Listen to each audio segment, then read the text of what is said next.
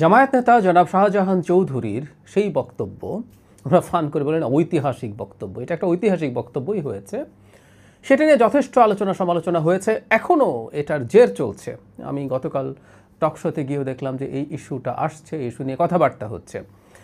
এটা নিয়ে পরে আমি এটা নিয়ে ইনস্ট্যান্টলি একটা ভিডিও করেছিলাম, এরপর যা যা হলো সেটা নিয়ে একটু কথা বলতে চাই।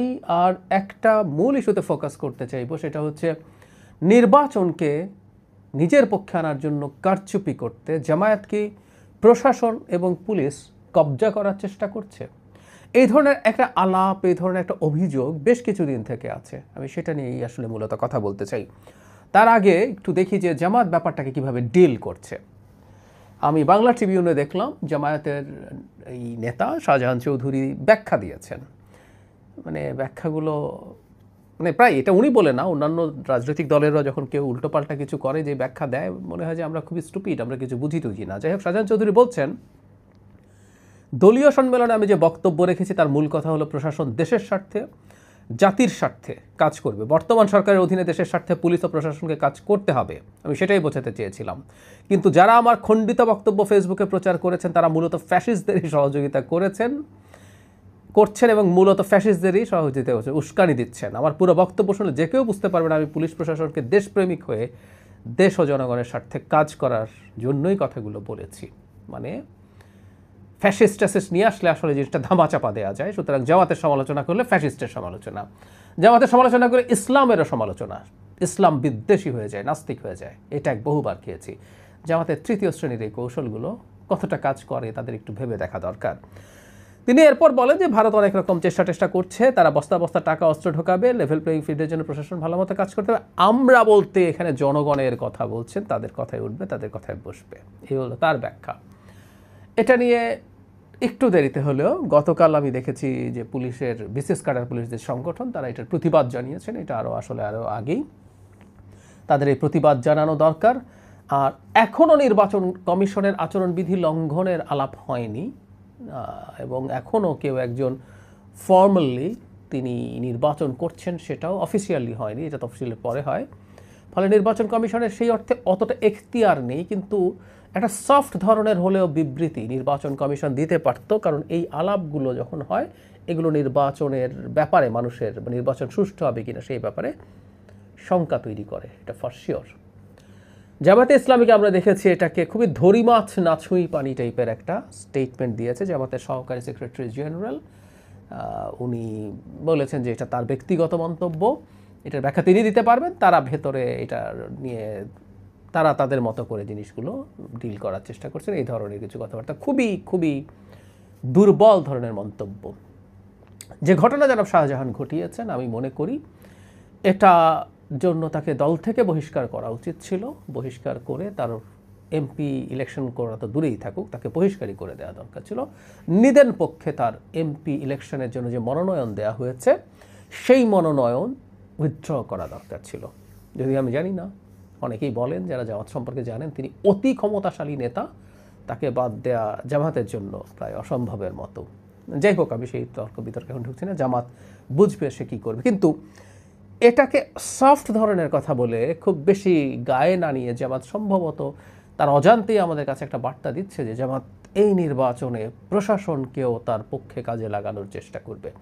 প্রশাসনে এনসিপির লোকজন নেই, মানে এনসিপিকে সমর্থন করে, অনেকে স্বার্থের জন্য এনসিপির সাথে যাবে, কোনো সন্দেহ নেই। নানা রকম স্বার্থবাজ লোকজন ঢুকবে, এনসিপি সেরকম কিছু লোকজন পাবে, উইচ ইজ ন্যাচারাল, সেটা একটা দিক। কিন্তু প্রশাসনে আসলে মূলত তিন মতাদর্শের বা তিন দলের সমর্থক লোকজন পাওয়া যাবে, বিএনপি, আওয়ামী লীগ এবং জামায়াতে ইসলামী। এখন যেটা দাঁড়ালো, পুলিশ প্রশাসন নিয়ে তো আলাপটা মূলত হয়েছে, সেই পুলিশ প্রশাসনে জামাতিকরণ হচ্ছে কিনা সেটা নিয়ে আমার ছোট্ট একটা ক্লু আপনাদের আমি দিতে পারি। এটা শোনা যায় না আশপাশে, কিন্তু আমি সাধারণত শোনা কথা অতটা ওভাবে বলি না, কিন্তু একটা ক্লু, একটা তথ্যের ভিত্তিতে। কিছুদিন আগে তিনটা দলই, বিএনপি, জামাত এবং এনসিপি, সরকারের কাছে তাদের অপছন্দের উপদেষ্টাদের তালিকা দিয়ে এসেছিল এবং সেটার পরিবর্তন চেয়েছিল।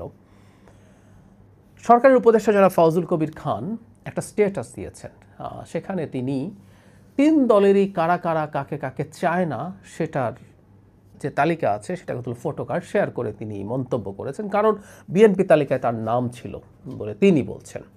এখন তার তথ্য যদি সঠিক হয়, আমি জানি না সঠিক কিনা, সঠিক হওয়ার সম্ভাবনাই অনেক বেশি। সেখানে বিএনপির তালিকাতে আরেকজন ছিলেন স্বরাষ্ট্র মন্ত্রণালয়ের বিশেষ সহকারী প্রধান উপদেষ্টার, তিনি ওর তালিকার মধ্যে আছেন, জনাব খোদা বক্স।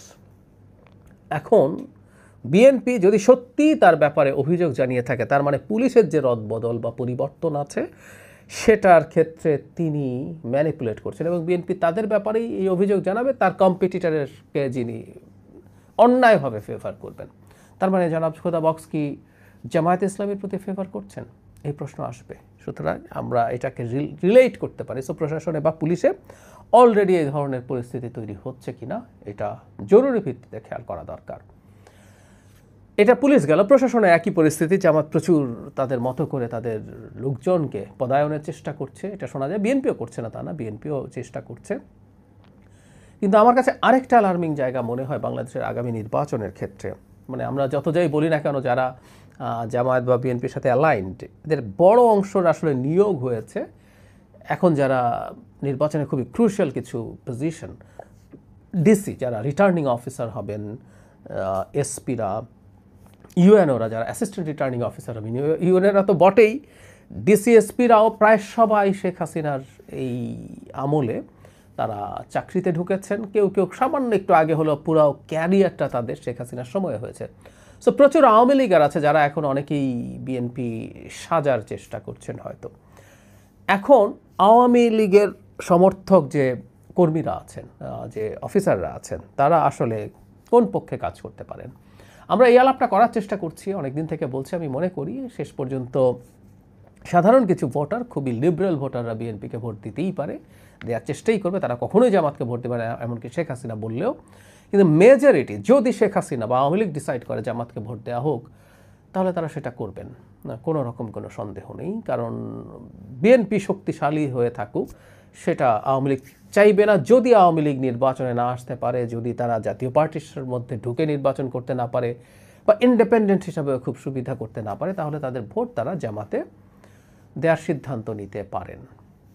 আমি বহুবার বলেছি, মানে পশ্চিমবঙ্গে সিপিআইএম মানে পুরো বামরা ডান বিজেপিকে ভোট দেয় তৃণমূল কংগ্রেসকে ঠেকানোর জন্য। গত নির্বাচনে তৃণমূল কংগ্রেস ভোটার আগে ঠিকই ছিল তার ভোট, ইন্ডিয়ান ন্যাশনাল কংগ্রেস মানে কংগ্রেস বলে যে দলটাকে চিনি, কংগ্রেস এবং বাম দল যে পরিমাণ ভোট হারিয়েছে, ঠিক সেই পরিমাণ ভোটের পার্সেন্টেজের কথা বলছি বিজেপি পেয়েছে। সুতরাং বাংলাদেশে এটা খুবই সম্ভব। অনেকে বলে আওয়ামী লীগ কি জামাতকে ভোট দেবে? উত্তর হচ্ছে খুবই সম্ভব। যদি সেই ধরনের একটা সিদ্ধান্ত হয়, আওয়ামী লীগের প্রশাসন পুরোটা জামাতের পক্ষে গিয়ে দাঁড়াবে, এই সম্ভাবনা খুবই বেশি, খুবই বেশি। ফলে মাঠ প্রশাসন, সেটা মানে ডিসি মানে প্রশাসনের লোকজন যারা returning officer, assistant returning officer হবেন, এবং আইনশৃঙ্খলার জন্য গুরুত্বপূর্ণ এসপিরা আওয়ামীপন্থী এবং জামাতপন্থী সবাই একাকার হয়ে জামাতের পক্ষে কাজ করার চেষ্টা করার সম্ভাবনা উড়িয়ে দেওয়া যায় না। এটা খুবই খুবই ইম্পর্ট্যান্ট বলে আমি মনে করি। এটা সন্দেহটা মাথায় রাখা। সরকারের উচিত হবে জনাব শাহজাহান চৌধুরীর যে বক্তব্য, সেই ব্যাপারে তারা আর কোথায় কোথায় এই ধরনের কাজ করছেন, আমি খুবই মনে করি যে এটা বেরিয়ে গেছে। এটা তার ভেতরের কথা, তার ব্যক্তিগত ব্যাপার, ব্যাখ্যা দিতে পারবেন, এগুলো ফালতু ব্যাপার। তাদের এটা একেবারে কেন্দ্রীয় একটা কর্মকৌশল এই নির্বাচনের জন্য, এতে কোনো রকম কোনো দ্বিধা আমি করি না। মানে একটা দল তার সমর্থক কোনো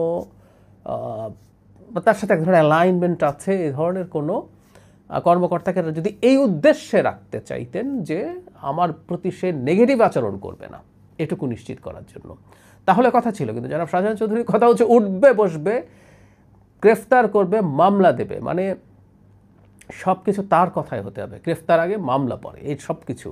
স্কুলগুলো টিচারদেরকে তাদের কথা বলতে হবে। এখানে কিন্তু গায়ের জোরের কথা আছে এবং তাকে স্বার্থে ব্যবহার করার কথা আছে। এটাই অ্যালার্মিং। সরকারের উচিত হবে এই ব্যাপারে খুব গুরুত্ব দিয়ে চিন্তা করা, পদক্ষেপ নেওয়া। এই নির্বাচনটা এই ধরনের কোনো না কোনোভাবে কারসাজির শিকার, সেটা যেদিক থেকেই হোক না কেন, যদি হয়ে যায় বড় স্কেলে অনেকগুলো সিটে, আমাদের ভবিষ্যৎ খুব ডিজাস্টারাস পরিস্থিতিতে পড়বে, কোনো সন্দেহ নেই।